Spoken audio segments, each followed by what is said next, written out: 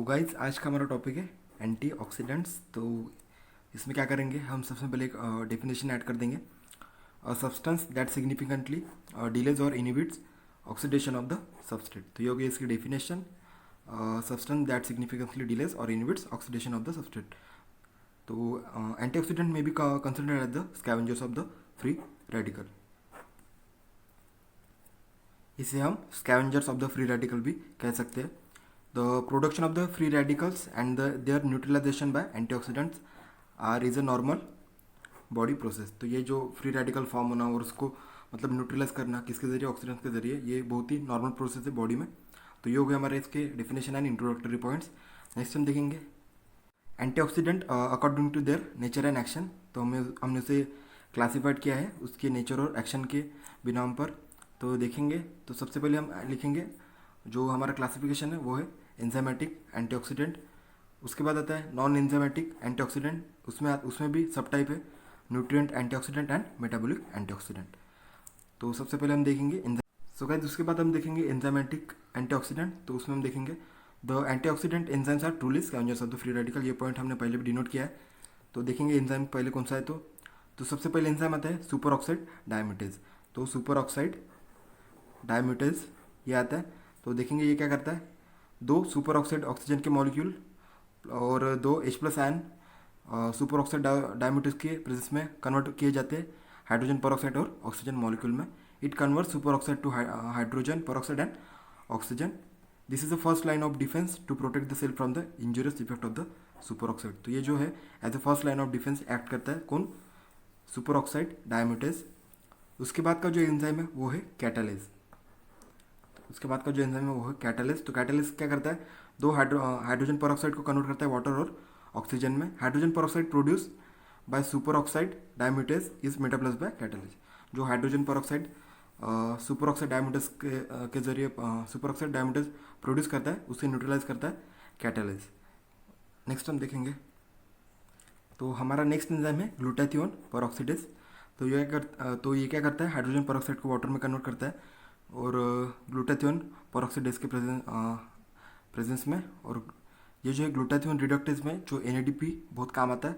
NADP के ज़रिए यहाँ पे ग्लूटाथियोन रिडक्टेज का फिर से प्रोडक्शन किया जाता है। और ये जो है जो ऑक्सीडाइज ग्लूटाथियोन यहाँ पे फॉर्म किया जाता है, मतलब हाइड्रोजन परऑक्साइड यहाँ पे H2 में कन्वर्ट किया जाता है और यहाँ पे जो ये ऑक्सीडाइज ग्लूटाथियोन फॉर्म किया जाता है। और ऑक्सीडाइज ग्लूटाथियोन को ग्लूटाथियोन रिडक्टेज जो कि फॉर्म होता है NADPH और NADPH की मदद से, और वो उसे कन्वर्ट किया जाता है रिड्यूस ग्लूटाथियोन में। ये जो साइकिल है वो कंटिन्यूसली चलती रहती है। ये जो साइकिल है हमने ये HMP पाथवे में भी इसको बताया है हमने। It detoxified hydrogen peroxide to the water. It while reduce glutathione is converted to the oxidise glutathione. The reduce glutathione can be degenerate by enzyme glutathione reductase by utilising NADPH। यही जो हमने discuss किया अभी यही है यहाँ पे। So guys next है न्यूट्रिएंट एंटीऑक्सीडेंट्स। तो न्यूट्रिएंट एंटीऑक्सीडेंट्स में है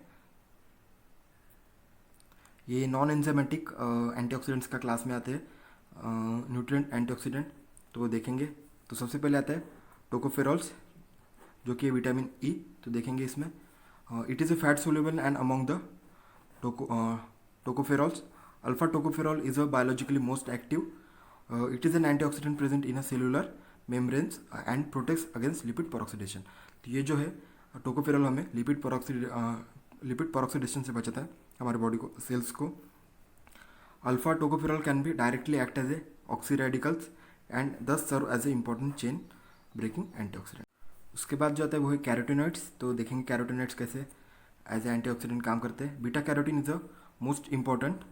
तो इनमें से बीटा कैरोटीन बहुत इंपॉर्टेंट होता है। It can be act as a antioxidant under low partial pressure of oxygen. तो ये एंटीऑक्सीडेंट एज एंटीऑक्सीडेंट काम करते हैं कब, जब पार्शियल प्रेशर ऑफ O2 बहुत कम होता है तब। Beta carotene usually function as association with vitamin C and E। जो बीटा कैरोटीन है वो विटामिन C और E के साथ मिलकर अपना काम परफॉर्म करते हैं। नेक्स्ट है सेलेनियम। तो सेलेनियम कैसे, selenium is an essential trace element. ये जो है एक इसेंशियल ट्रेस एलिमेंट है। Selenium works with the vitamin E in fighting with free radicals. तो ये विटामिन E के एसोसिएशन के साथ फ्री रेडिकल्स के साथ फाइट करता है। It also requires for the function of an important antioxidant enzyme such as glutathione peroxidase. तो ये सेलेनियम ग्लूटाथियोन पेरोक्सिडेज के प्रोडक्शन में भी मदद करता है। नेक्स्ट है अल्फ़ा लिपोइक एसिड। तो अल्फ़ा लिपोइक एसिड देखेंगे हम।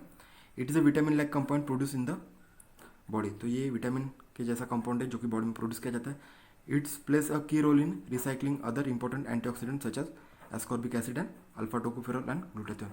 तो ये एस्कॉर्बिक एसिड, अल्फा टोकोफेरॉल और ग्लूटाथियोन के प्रोडक्शन में इंपॉर्टेंट रोल प्ले करता है अल्फा लिपोइक एसिड। नेक्स्ट है हमारा कैफेन। तो कैफेन जो है, coffee maintains the flavonoids which act as a antioxidant in nature. तो जो कैफेन में क्या होता है, फ्लेवोनॉइड्स होते हैं जो एंटीऑक्सीडेंट एज ए एंटीऑक्सीडेंट करके काम करते हैं। तो ये हो गया हमारा न्यूट्रिएंट एंटीऑक्सीडेंट्स। सो गाइस उसके बाद हम देखेंगे मेटाबॉलिक एंटीऑक्सीडेंट्स। तो उसमें हम सबसे पहले देखेंगे ग्लूटाथियोन। तो ग्लूटाथियोन का फंक्शन हमने पहले ही न्यूट्रिएंट एंटीऑक्सीडेंट में बता दिया है। उसके बाद हम देखेंगे uric acid act as a powerful scavenger of singlet oxygen and hydroxide OH radicals. तो ये हो गया यूरिक एसिड का फंक्शन। उसके बाद हम देखेंगे सेलुलर प्लाज्मिन क्या करता है, it inhibits the iron and copper dependent lipid पेरोक्सिडेशन।